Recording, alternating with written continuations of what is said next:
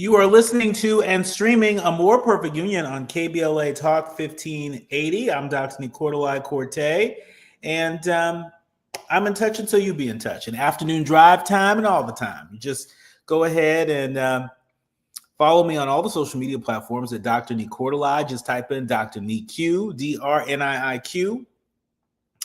And there I am, fresh for you to follow. Also, if you haven't already, download the KBLA app to listen to us live or on demand, or just tell Alexa, because we're fancy like that. Tell Alexa to play KBLA Talk 1580 and watch what she does. Or they do. I stand corrected. Last but not least, be sure to subscribe to A More Perfect Union podcast. That way you'll never miss an episode. Now, if you haven't already, go ahead and visit KBLA1580.com. Go ahead and visit our website and feast your eyes on KBLA 1580's Health and Wellness Hub. It is only because we know that your health is our priority. And we're here to make sure that you have the knowledge, resources, and tools that you need to live your best life. And so if you're looking for a place where you can get reliable, accessible health information tailored to our community's unique needs, if you're looking for a place you can go for mental and physical wellness resources, for real life balance and more, go ahead and visit KBLA1580.com's website and check out our new Health and Wellness Hub. Your health matters to us. And I don't need to tell you all that health is wealth. All right. And so let's be about that. Now it's time for your national news roundup. It's time for you to decide the good, bad, and ugly headlines of the day. And kicking us off, speaking of health, RFK Jr.'s new MAHA report gives a roadmap to improving kids' health, but stops short of action. MAHA, as in Make America Healthy Again, not to be confused with malarkey.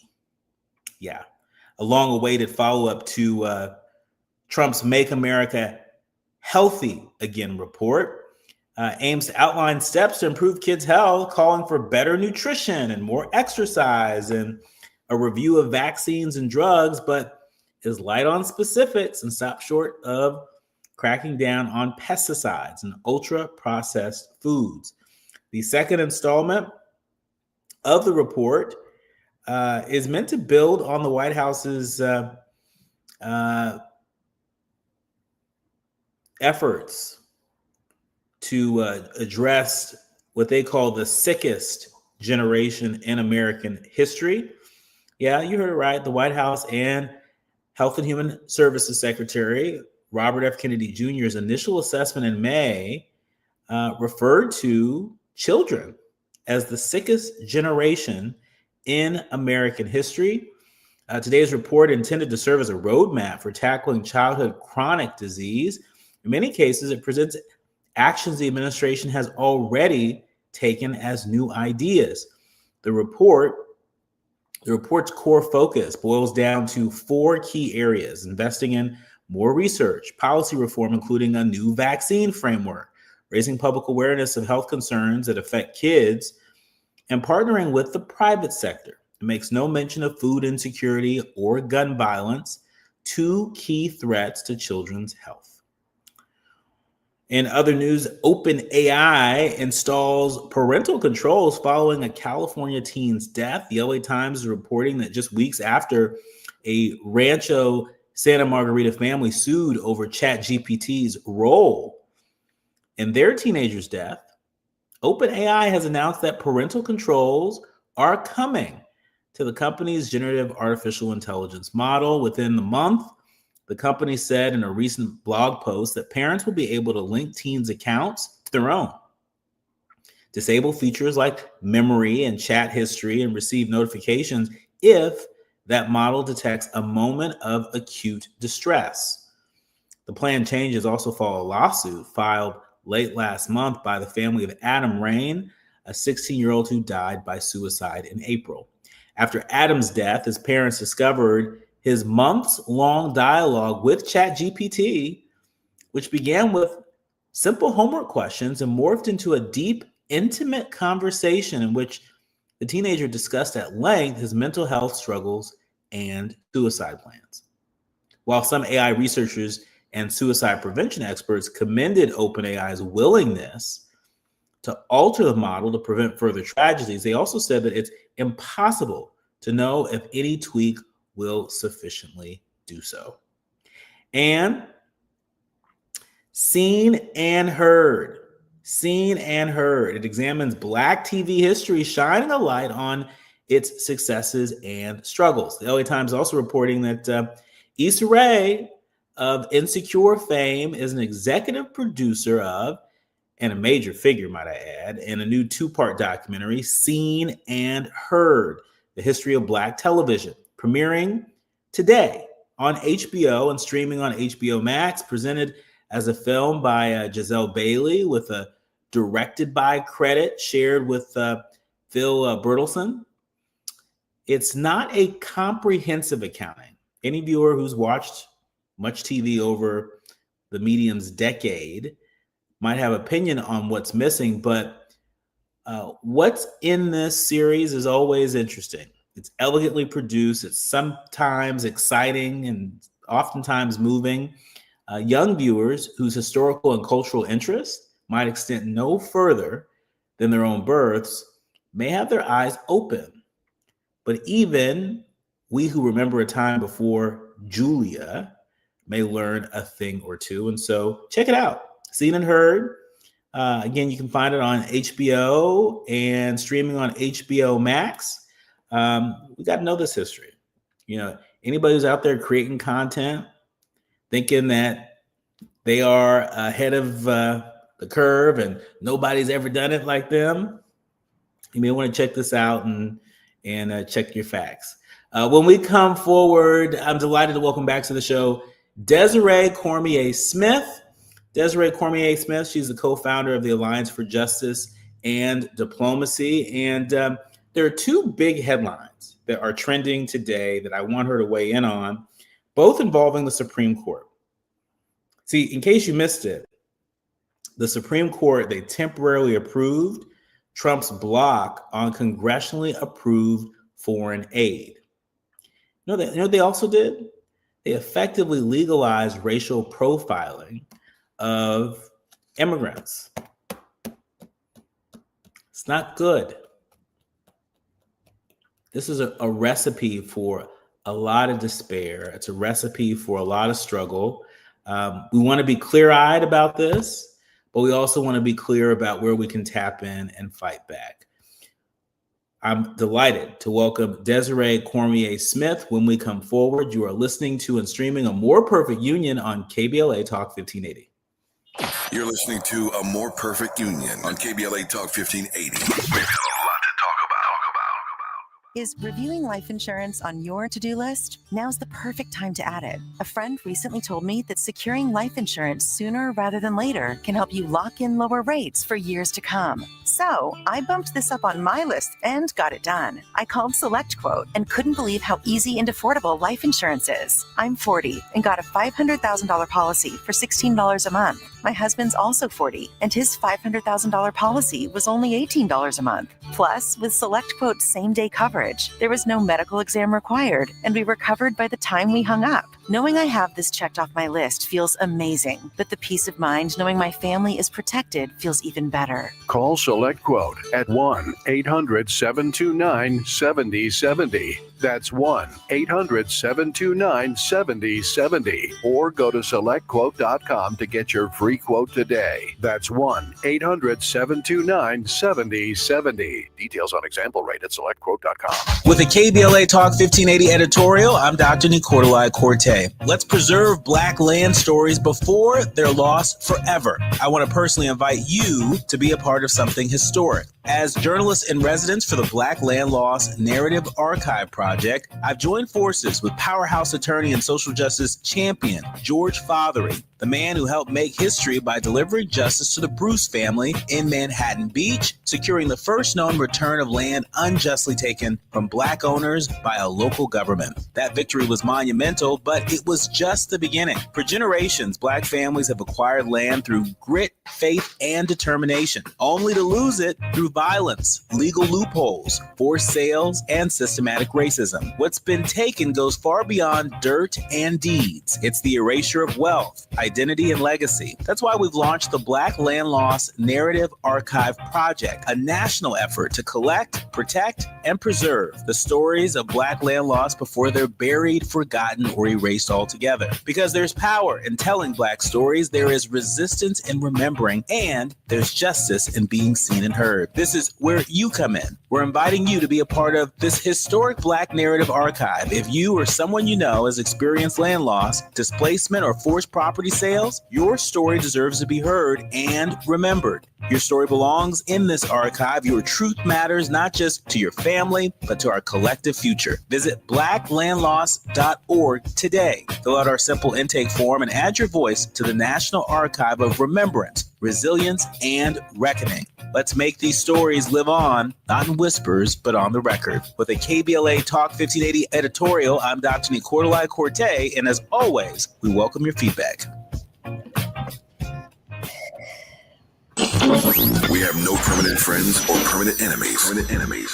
Only permanent interests as we effort to build a more perfect union. You are listening to and streaming A More Perfect Union on KBLA Talk 1580. I'm Dr. Nii-Quartelai Quartey, and it's great being in LA live with all y'all in afternoon drive time alongside Desiree Cormier Smith. She's the co-founder of the Alliance for Diplomacy and Justice. She's also the former special representative for racial justice at the U.S. Department of State.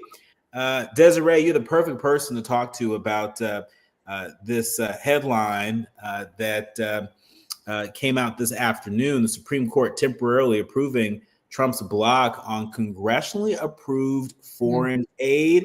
For folks who are less familiar, the Trump administration doesn't have to take immediate steps to spend billions of dollars in foreign assistance approved by Congress. That's what Chief Justice John Roberts, that's what he said today in a preliminary ruling that gave the full court more time to consider the legal issue in the case. The Justice Department had asked the High Court to pause a judge's order that the administration release the foreign aid. That included about $11 billion that needed to be committed by the end of September before those funds expire. Right. So, Desiree, you have been there right on the front lines. You understand the programs that this money funds. You understand what these funds mean or have meant historically to our partners around the world. Talk to us about how this ruling further hinders, further hampers. Any semblance of possibility that the United States may not completely desert our partners around the world. I mean, this is, first, it's good to be back. It's been a while. And unfortunately, as expected, there's just so much to talk about. And it can feel overwhelming because they are doing so much and again, in such a cruel manner. This preliminary sort of hearing or ruling by the Chief Justice is just bizarre because and again, I'm not a lawyer, so all the lawyers listening, forgive me if I use the wrong terminology, but I'm going to try to explain it to a lay person like myself. This is how I understand it. The Chief Justice essentially said that he's issuing he's putting a pause on this that will allow the administration to continue to hold the money, the millions, billions of dollars that they're holding in foreign assistance until another court hears it. Here's the problem with that.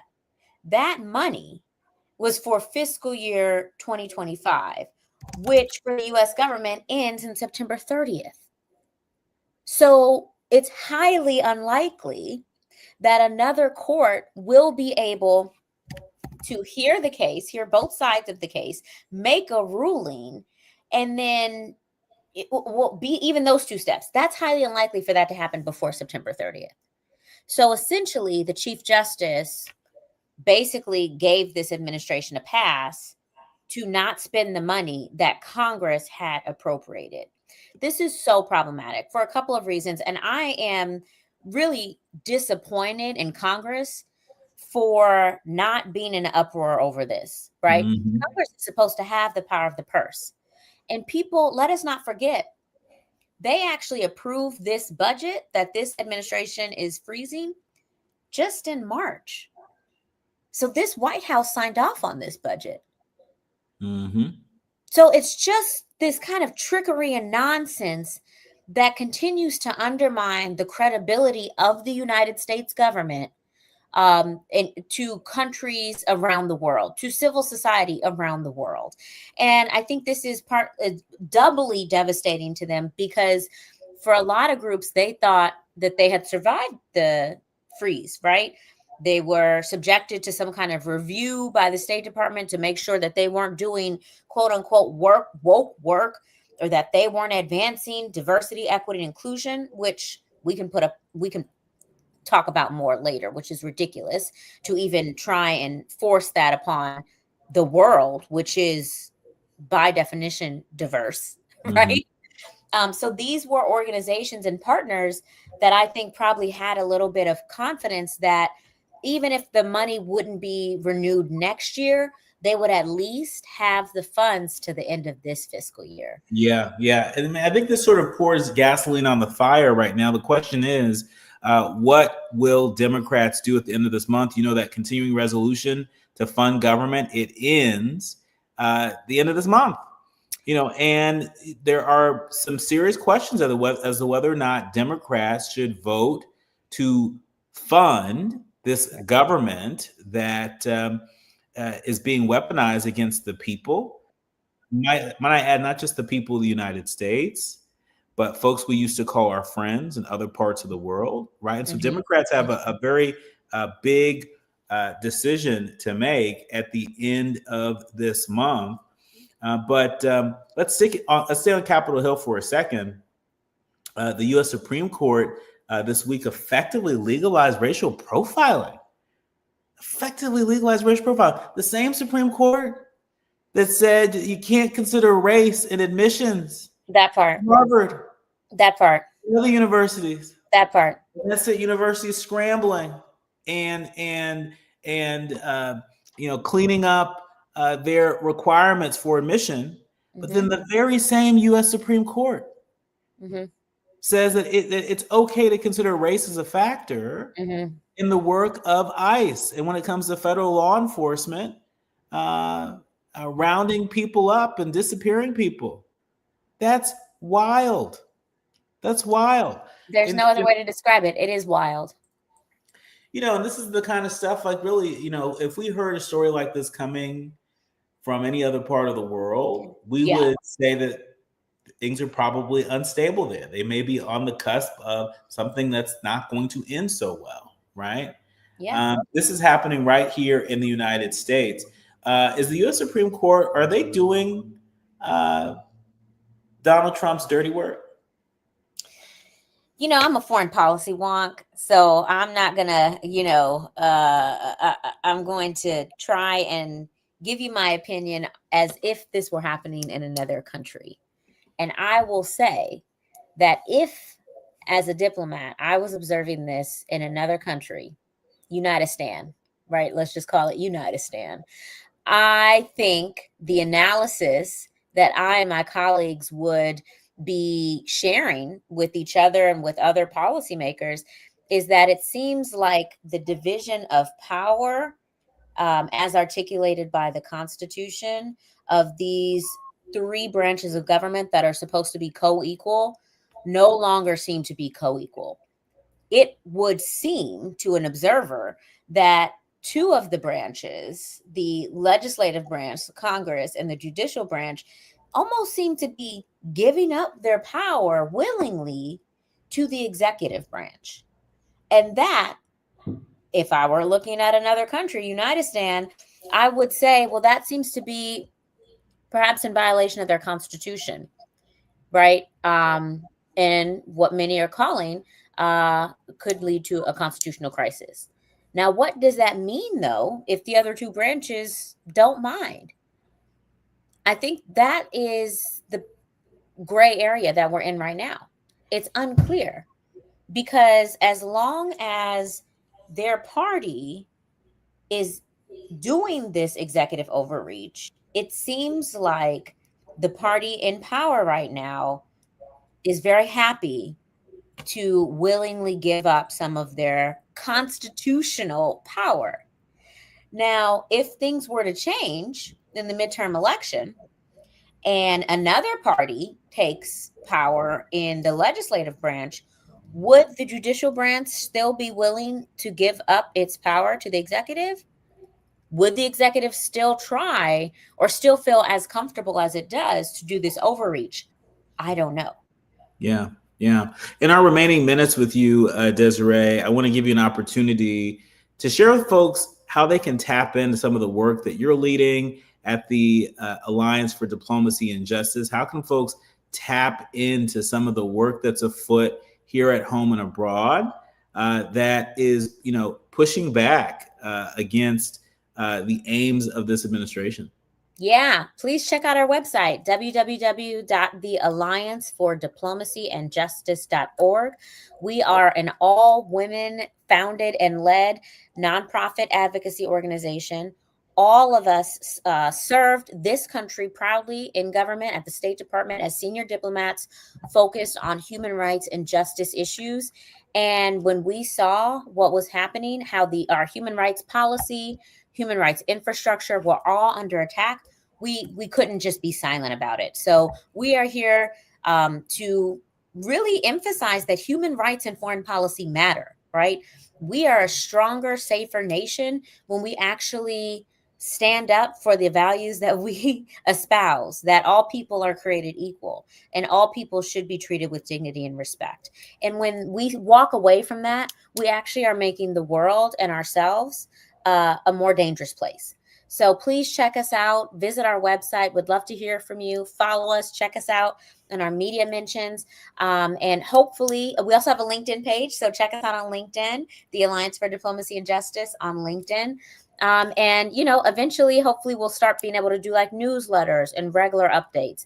We're just getting started, but there's so much to do. And unfortunately, I don't think that this administration is going to let up. So I think we're going to be very busy. But I just want everyone to realize that there's a lot going on in the foreign policy space, a lot being done in our names as Americans around the world that should concern all of us. So I know there's a lot going on domestically, but we can't lose sight of the foreign policy because foreign policy is just an extension of the domestic policy. That's right. That's right. That's right. Our thanks to our friend Desiree Cormier-Smith. She is the co-founder of the Alliance for Diplomacy and Justice. Again, you can go to www.theallianceforDiplomacyandJustice.org to really dig into the work that she is leading on the front lines. Our thanks to you, Desiree. Thank you. When we come forward, we are going to be in conversation with Terrence Woodbury. He's the co-founder of Hit Strategies. And there are some headlines that are trending that you only want to get a read on from a public opinion researcher, one of the most sought out public opinion researchers that is caping for Black folks, that is caping for millennial folks, and has an expert analysis you don't want to miss, particularly when it comes to the political landscape that's shifting. You heard that LA Mayor Karen Bass endorsed former LA Mayor Antonio Villaraigosa today. That and more when we come forward. You're listening to and streaming A More Perfect Union on KBLA Talk 1580. The audience is listening. Thought-provoking, eye-opening, heart-rendering. This is where authentic voices meet powerful discussions on culture, community, and change. This is where Black voices matter. He's breaking boundaries, amplifying diverse perspectives, and tackling the issues that matter most to you. You're inside A More Perfect Union with Dr. Nii-Quartelai Quartey on KBLA Talk 1580. I'm Amber Payton with BIN News Now. U.S. Attorney Russ Ferguson says a black man, DeCarlos Brown Jr., is facing federal charges for the stabbing death of Ukrainian refugee Irina Zarutska on a Charlotte, North Carolina light rail train. It is a law that is there because acts like this affect the American way. It affects our daily life. Brown already faces state murder charges, and the federal case could mean life in prison or the death penalty. Black Dolphins wide receiver Tyreek Hill is facing domestic violence claims from his estranged wife, Akita Vaccaro, who alleges 8 incidents during their short marriage, including while she was pregnant. Hill has not been charged, and his lawyers call the allegations a shakedown. And the Republican Governors Association is blasting Black Maryland Governor Wes Moore's re-election bid, citing tax hikes, a growing deficit, and high crime in Baltimore. The group says Marylanders don't want another 4 years of what it calls failed leadership. Get BIN News Now on demand 24/7 on the iHeartRadio app. Slowing in Pasadena, East 210, leaving the 134. Delays pretty bad all the way to Citrus. You've got some crowded conditions in San Dimas from the 57 to Foothill, and ahead in Upland from Baseline all the way to the 15. Slowing in Ontario on that 15, both sides between the 60 and the 10. Let's look at the drive out of Orange, 57 northbound, delays from Chapman Avenue and stretches all the way to the 60 in Diamond Bar. You deserve a car that thrills you, a car that puts goosebumps on your goosebumps. At Nissan, they've got everything from turbocharged SUVs to 100% electric vehicles that'll make your heart beat faster. Experience the thrill for yourself. Shop your local Nissan store and nissanusa.com today. This is the KBLA Sports Minute with Ray Richardson. The LA Sparks are facing a must-win situation tonight in Phoenix against the Mercury in the WNBA. They have to win, and the Seattle Storm must lose tonight at home against Golden State. If Seattle beats Golden State, the Sparks will miss the playoffs for the 4th straight year. The Sparks are a game and a half behind Seattle for the 8th and final playoff spot. Grambling has the distinction of being the HBCU team that played in front of the largest crowd Saturday in week 2 of the college football season. Grambling was at number 1 Ohio State, a game that drew 100,624 fans. Grambling lost the game 70-0, but went back to their Louisiana campus with a $1 million check for their percentage of the gate revenues. Number 2 on the attendance list was South Carolina State at South Carolina. That game drew 79,705.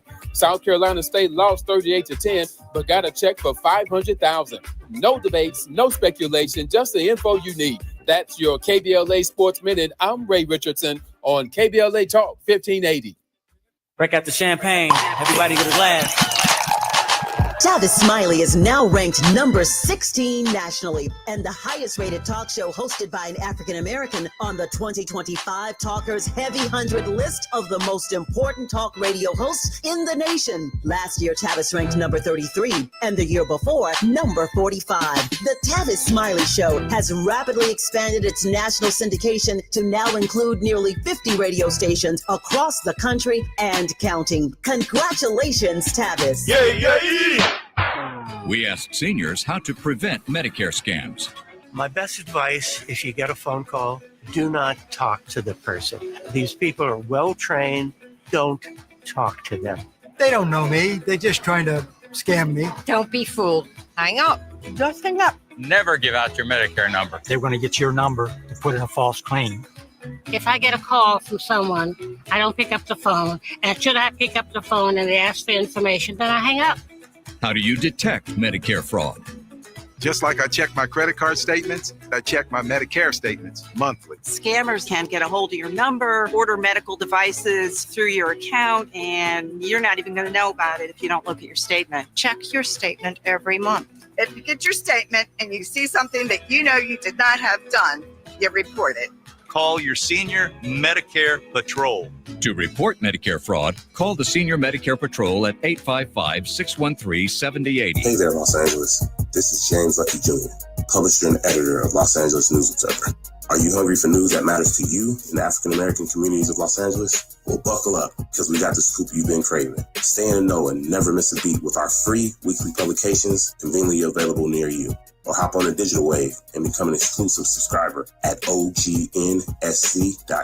Don't forget to join the party on Instagram and Twitter at OGNSCINC for behind-the-scenes access and sizzling updates. No more FOMO. Let's stay informed, connected, and empowered together.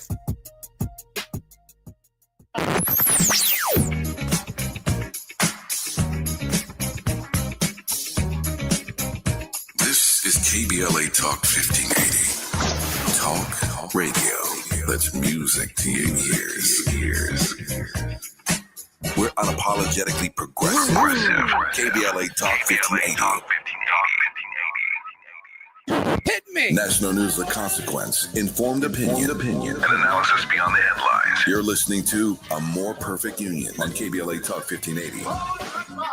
You are listening to and streaming A More Perfect Union on KBLA Talk 1580. I'm Dr. Nii-Quartelai Quartey, and it's always so much more fun when your friends come to join you on air. Terrence Woodbury, who is the co-founder and partner over at HIT Strategies. They're one of the fastest growing polling and public opinion research firms in the country, specializing in millennials, Black and brown folks, and beyond. And we're just delighted to have you here with us. Thank you so much for having me, Doctor. It's always fun when it's with friends. It's always fun with friends. That is true. That is true. Well, listen, I'm so glad that you're here because there are so many political headlines that are swirling just this day alone.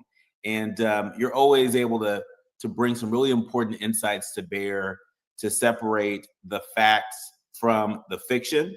A lot shaping the political landscape today, particularly here in California, where LA Mayor Karen Bass has endorsed former LA Mayor, former Assembly Speaker Antonio Villaraigosa for Mayor of Los Angeles. Help me understand how this endorsement may help or hurt Mayor Bass, who is in a fight for her own reelection. Yeah, California voters have been dealing with a onslaught of kind of traumatic events, from being invaded and occupied by the federal government, wildfires, and ongoing crises with homelessness and poverty that is, striking places like LA and San Francisco more harder than they are anywhere else in the country. And so I am interested to see how she positions this endorsement. I believe that now that the vice president has announced that she would not be seeking the gubernatorial election in California, that this race is wide open. I expect several candidates to enter this race. And I suspect that the current mayor of Los Angeles endorsing the former mayor of Los Angeles will not be the biggest surprise to many people. But I'm curious to see how it's going to be able to help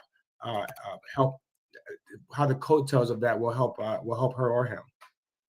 Yeah, I mean, one of the things that at least we've seen in a statement put out by Mayor Bass, saying that she's known Antonio and worked with him her entire adult life, saying that she has seen up close the impact that he's made, not just on our city, but for our entire state, and also mentioning that our country's at a crossroads, and it's vital that our state have a leader who will lead California into the future. I just want to zoom in on that piece of leading California into the future. You know better than most that there are a number of voters out there that are sort of tired of the same old names, the same old, politicians hopping from office to office. So many young Democrats and independent voters looking for a changing of the guard, a passing of the torch. Does this endorsement from Mayor Bass of former Mayor Antonio Villaraigosa, does it fall short of that? We are in a change electorate, that voters are seeking something different, seeking something new, seeking something innovative. And one thing that I've been in trying to portray to my Democratic colleagues and clients that we work with is that voters are very angry right now. They went from despair to fear to outrage, and they're not just outraged with Donald Trump. They're not just outraged with Republicans. They're outraged with the Democrats that they've been voting for over and over, that they do not believe have changed their material conditions. Now, I think that that Democrats have been doing great work in places like Los Angeles, California, and even under the Biden-Harris administration. But passing good policies does not always equal good politics. And so it is incumbent upon Democrats to demonstrate that they not only have the the stamina to combat, to fight back, and to resist against the federal government. But being the opposition party, being the alternative requires presenting an alternative, presenting a different way forward, not just saying, no, we don't want what the White House is doing. Yes, we want to resist to what Donald Trump is imposing, but that we also have an alternative. I don't think that the voters of California are that frustrated with the direction of the state. They are. We know that Gavin Newsom has a pretty high approval rating, but we also know that those things aren't transferable. He can't transfer his approval rating to Antonio the same way Karen Bass can't transfer her voters to Antonio. And so he's still going to have to make a case to the people of California. And frankly, the governor of California is a national figure. And so he's going to be making that case to the country as well. As much as we're here talking about the latest political headline with Mayor Karen Bass of Los Angeles endorsing former mayor of LA, Antonio Villaraigosa, for governor of California, there are other candidates in the race. Former Representative Katie Porter of Irvine, the former U.S. Health and Human Services Secretary Javier Becerra, the former State Senate Pro Tem Tony Atkins, and there's even a brother in the race, State Superintendent of Public Instruction Tony Thurmond in the race. But don't play small. The Riverside County Sheriff Chad Bianco and conservative commentator Steve Hilton. To a lot of folks, it looks like there's not a clear front runner. Should that make California voters, should that make Democrats across the country a little nervous, given how elite the role of governor of California is in the Democratic Party? I mean, this is why we saw the vice president being so heavily lobbied to jump into this race, because I believe that states and governors are the last line of resistance, are the last line of defense against a arguably fascist federal government. And a state like California plays an outsized role in resisting. We've seen Governor Newsom embrace that role as the leader of the resistance. I'm in focus groups almost every night, doctor, and I ask Democratic voters every night, who is fighting for you? Across the country, I ask this question. And Gavin Newsom is one of the few names that we hear often mentioned. And so I do think the country is looking for that type of leadership in California, but the country isn't voting for the governor of California. Only the voters of California are. And for folks that are not tuning in from Los Angeles or from California, that may not know that California has what they call a jungle primary, a top two primary. That means that whoever the top two vote getters are, whether they're Democrats or Republicans, advance to a runoff. Because of the dynamics of the race, where there are several qualified, well-funded Democrats, I suspect that there will be a Republican that will likely make it into a runoff. And so all of these qualified Democrats are all running for one spot. I run against Katie Porter. I was a pollster for Mayor Barbara Lee when she was running for U.S. Senate in California. I ran against Katie Porter, and while she was not successful in that race, she is a formidable candidate. I suspect that she will rise to front runner status. I think it's far too early to predict who will win, but Katie Porter will be one of the front runners, and we'll see if Mayor Karen Bass's endorsement can help propel former Mayor Antonio Villaraigosa into that front runner status as well. I just want to double click on your mention of the high likelihood that a Republican may very well make it into the top two in the California jungle primary. Keep in mind that President Trump is sitting on nearly $1 billion in campaign funds. And he has pledged to use all of it to not just protect Republicans that are loyal to him, but to really sort of run the board across the country. And so Democrats, don't underestimate that. And one thing I would add to that can't go unmentioned in this moment of California politics is the California ballot measure for redistricting that is on the ballot on November 4th in just under 90 days. That Donald Trump is going to land Air Force One in California to protest against redistricting. He and the Republicans that spend in this race are going to use this opportunity not just to defeat redistricting in California, but to define the body politic of California, to define Governor Newsom as tyrannical, as out of step with the voters of California. And so The gubernatorial race, while it starts in earnest with these types of endorsements from Mayor Karen Bass, it also starts with about $100 million that's about to be spent on a redistricting ballot measure in the next 90 days.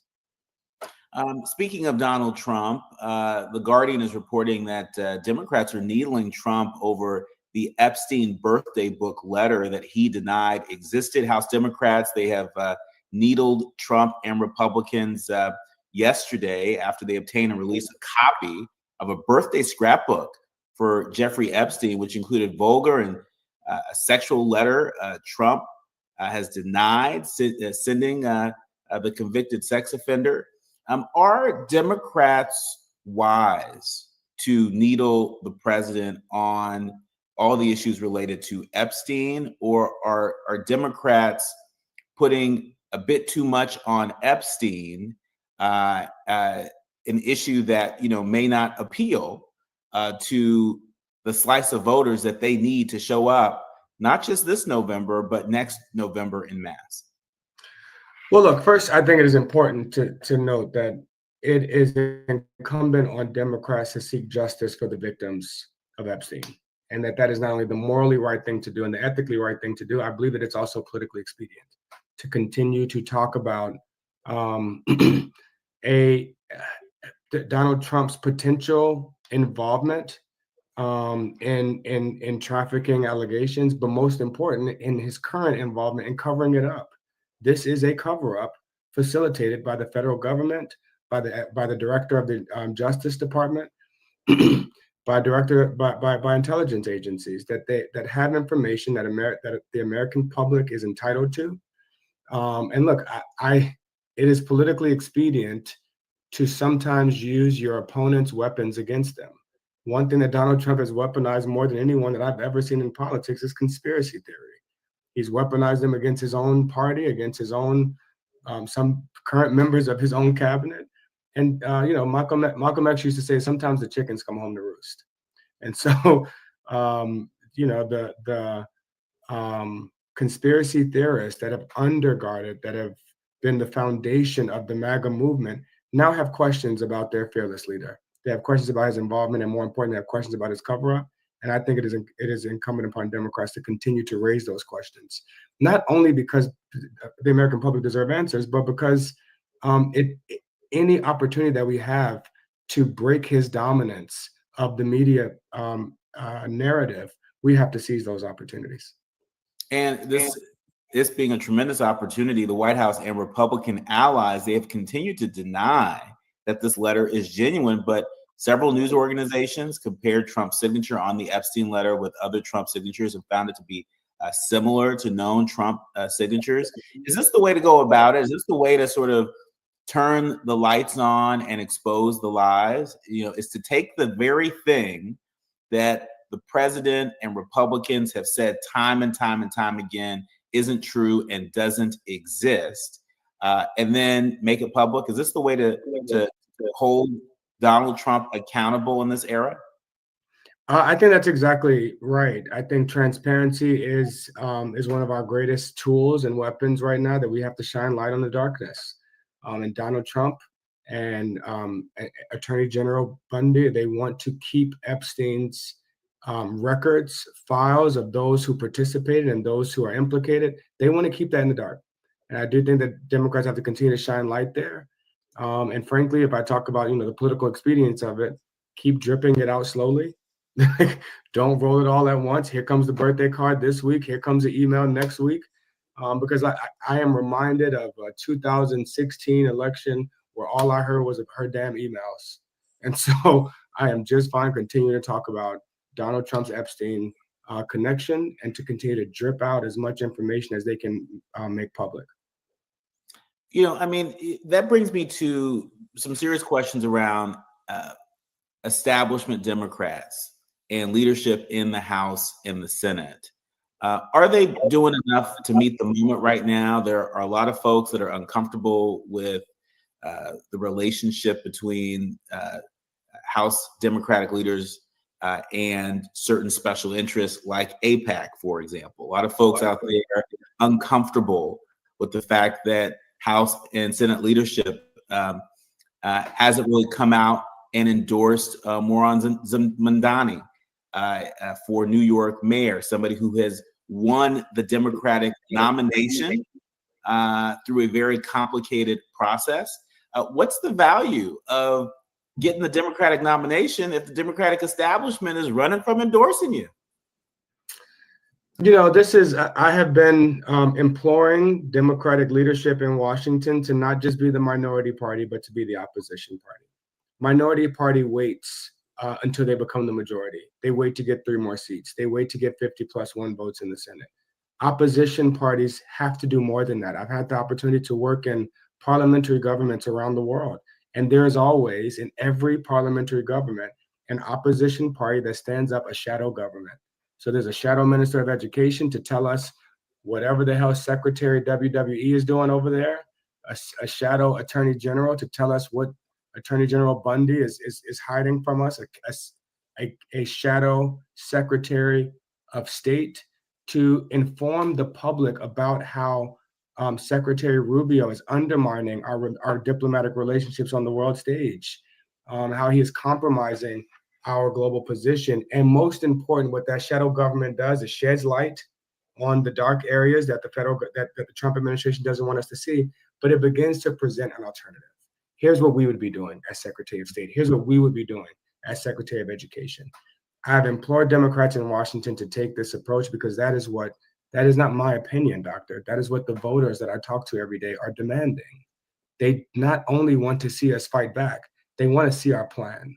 What the hell are you going to do if we give you this gavel, if we give you this chamber? And that is, I think that's what campaigns are for, but we have an opportunity to start that now and not, during the election season next year. I always like to say, what's the purpose of power if we don't use it? No doubt that President Trump and Republicans are using every ounce of power that they have. When we come forward, I want to move to Georgia, where there are a few headlines that are popping up in Georgia related to the Hyundai battery factory raid. Remember that?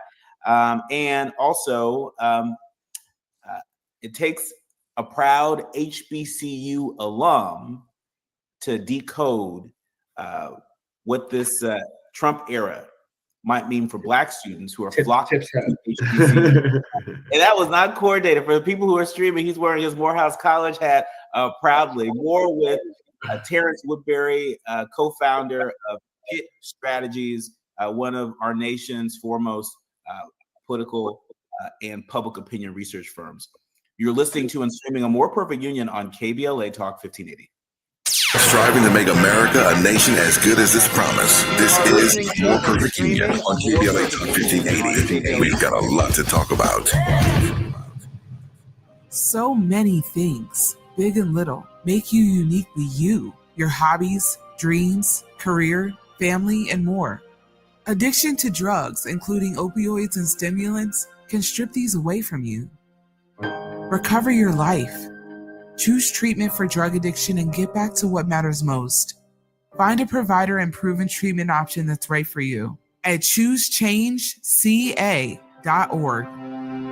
Recover you. September is World Alzheimer's Month, a time to shine a light on a public health crisis that hits Black families hardest. 1 in 5 Black adults ages 70 and older is living with Alzheimer's disease, or AD, and it's not a normal part of aging. Early signs like repeating questions, missed appointments, even trouble handling bills might seem small, but they matter. The good news, there are treatment options available that may slow AD when diagnosed early. Don't wait. Visit treatalzearly.com. That's treatalzearly.com to learn more. This message is brought to you by AZI. JP Morgan Chase offers tips for the local business owners in 2025. Small business landscape is ever changing, and the Los Angeles market is no exception.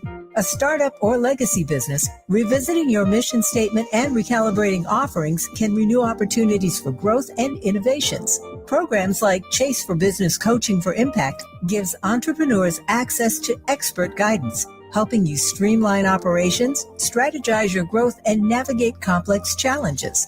Businesses with a clear sense of purpose can navigate any challenge effectively, but also build stronger customer loyalty. Visit chase.com/coaching for impact for more information. This segment is sponsored by JP Morgan Chase.